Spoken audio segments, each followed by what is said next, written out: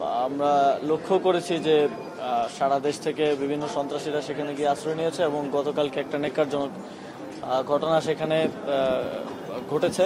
এটা আমরা কখনোই প্রত্যাশা করি না। আমরা চাই যে শান্তিপূর্ণভাবে বাংলাদেশের মানুষ শান্তিপূর্ণভাবেই সবকিছু রাজনৈতিক কার্যক্রমও চলবে, এটাই আমরা প্রত্যাশা করি।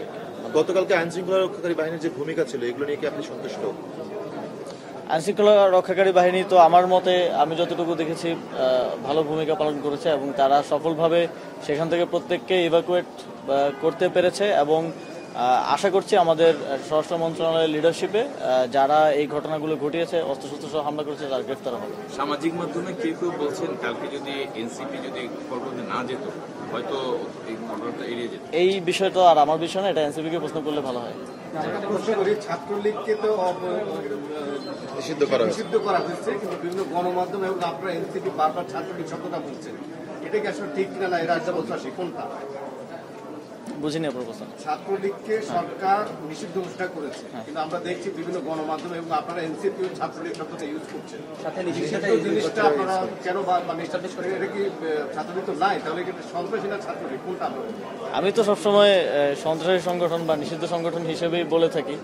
অন্য কেউ যদি অন্য কিছু বলে থাকে তাহলে তাকে প্রশ্ন করতে পারেন যে কেন বলছেন। আমার একটা কোশ্চেন প্রয়োজনে চাই বলতেছে, সেটা হচ্ছে আপনার তো আওয়ামী লীগের কার্যক্রম নিষিদ্ধ ঘোষণা হচ্ছে অনলাইন এবং অফলাইন। আমরা দেখতে পাচ্ছি যে আওয়ামী লীগের বিভিন্ন ফেসবুক পেজ এবং গ্রুপে তাদের কার্যক্রম এখনো চলমান। সেক্ষেত্রে আপনারা কি ধরনের পদক্ষেপ নিয়েছেন? এত মাস পরেও কেন কোনো ধরনের পদক্ষেপ নিতে পারছেন? জি ধন্যবাদ। আসলে প্ল্যাটফর্ম লায়াবিলিটি জন্য বাংলাদেশে পার্সোনাল ডেটা প্রোটেকশন আইন নেই, এটা একটা সীমাবদ্ধতা। আমরা এটা নিয়ে কাজ করছি। আর দ্বিতীয় যে বিষয়টা, আসলে সরকারের প্ল্যাটফর্মে গিয়ে কন্টেন্ট রিমুভ করে দেওয়ার ক্ষমতা সরকারের নেই। আমরা বিটিআরসির মাধ্যমে প্ল্যাটফর্মগুলোকে এই বিষয়টা জানিয়েছি, কিন্তু আমরা তাদের সহযোগিতার প্রত্যাশায় রয়েছি।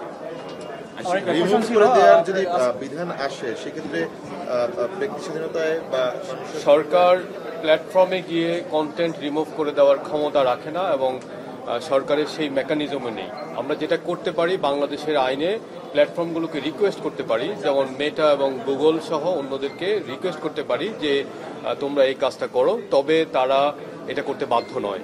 এখনো পর্যন্ত বাংলাদেশের কোনো আইনে তারা বাধ্যবাধকতা নেই। এখনো পর্যন্ত কি কোনো পেজের বিপরীতে কি আপনাদের কোনো কমপ্লেইন বা রিকোয়েস্ট করা হয়েছে কিনা?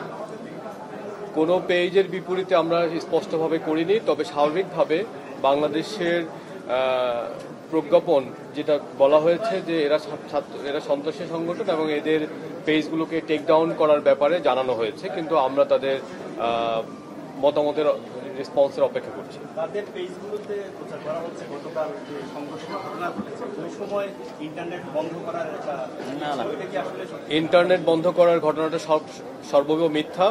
আমরা পুরো ট্রাফিক গ্রাফ তৈরি করেছি, আপনাদেরকে প্রয়োজনে সেসব ট্রাফিক গ্রাফ আমরা দেখাতে পারি। কোনো ধরনের ইন্টারনেট বন্ধ কিংবা বিঘ্নের ঘটনা ঘটেনি। আমাদের সরকারের নীতিগত সিদ্ধান্ত হচ্ছে যে কোনো পরিস্থিতিতে আমরা ইন্টারনেট শাটডাউন করব না, এবং ইন্টারনেট শাটডাউন আমাদের জুলাই স্পিরিটের বিরুদ্ধে যায় এবং একই সাথে আমাদের ব্যবসায়িক যে এনভায়রনমেন্ট, সেই এনভায়রনমেন্টকে ক্ষতিগ্রস্ত করে। সুতরাং আমরা নতুন আইন সংশোধনের কাজ করছি, সেখানে আমরা ইন্টারনেট যাতে বন্ধ না করা যায় তার সব ধরনের ব্যবস্থা রাখবো। আপনার কাছে একটা কোশ্চেন ছিল, সেটা হচ্ছে আপনি নির্বাচন কমিশনের একটি নিয়ে মন্তব্য করেছিলেন যে আওয়ামী লীগের যে নৌকা প্রতীকটি ছিল সেটি ওয়েবসাইট থেকে পরবর্তীতে সরানো হয়েছে, কিন্তু গতকালকে আমরা দেখেছি আবারও কিন্তু যুক্ত করা হয়েছে আসলে এই কমিশনের ওয়েবসাইটে। এই নিয়ে আপনার মন্তব্য কি আগেরটাই আপনি থাকবেন নাকি নতুন কোনো? এটা দুঃখজনক যে জুলাই গণঅভ্যুত্থানের পরে আবার জুলাই মাসে এসে নৌকা প্রতীক থাকবে কি থাকবে না, ইভেন আওয়ামী লীগের কার্যক্রম নিষিদ্ধ হওয়ার পরেও নৌকা প্রতীক থাকবে কি থাকবে না এটা নিয়ে আমাদেরকে কথা বলতে হচ্ছে।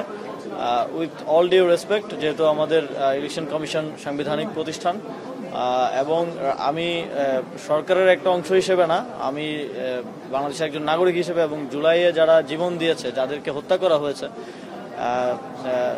তাদের জায়গা থেকেও এটা অত্যন্ত অবিবেচনা প্রসূত আমি মনে করি, এবং অবশ্যই আমি অনুরোধ করব যে নির্বাচন কমিশন এটা পুনর্বিবেচনা করবে এবং আমাদের জুলাইয়ের যে স্পিরিট আছে এবং একই সাথে সরকার যেই দলটিকে এবং যেই মার্কাটি ব্যবহার করে মানুষের ভোটাধিকার হরণ করা হয়েছে কোটি কোটি মানুষের 3 দফায়, সেই মার্কাটিকে আবারও রাখাটা এটা জুলাই গণঅভ্যুত্থানের স্পিরিটের সাথে সাংঘর্ষিক। ধন্যবাদ।